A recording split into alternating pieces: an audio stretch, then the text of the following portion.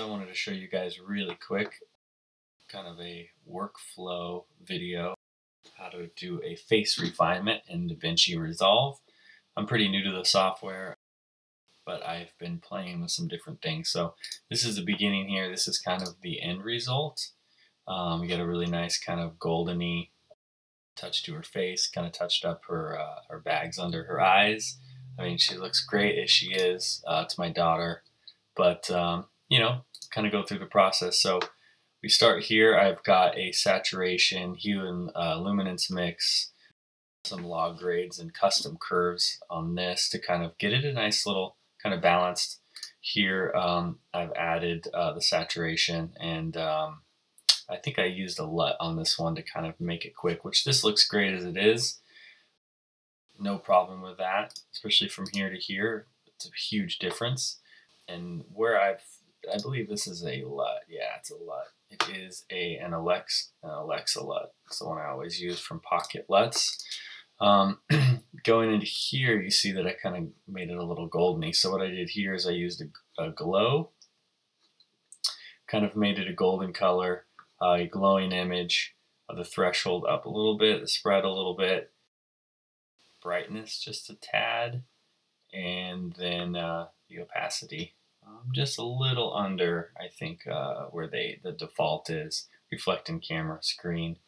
And then finally where I ended up here, which kind of changed it from this to this and smoothed it a little bit more using the face refinement tool.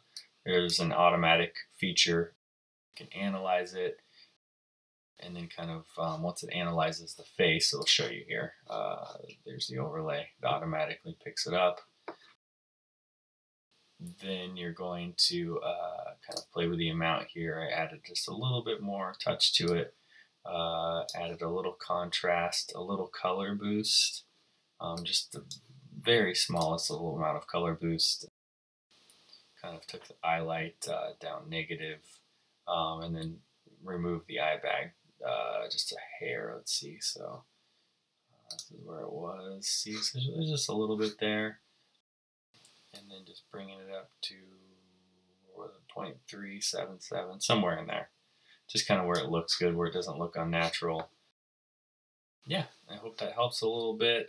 Just a quick process. So I usually start here with my touch-ups, kind of like getting the image ready.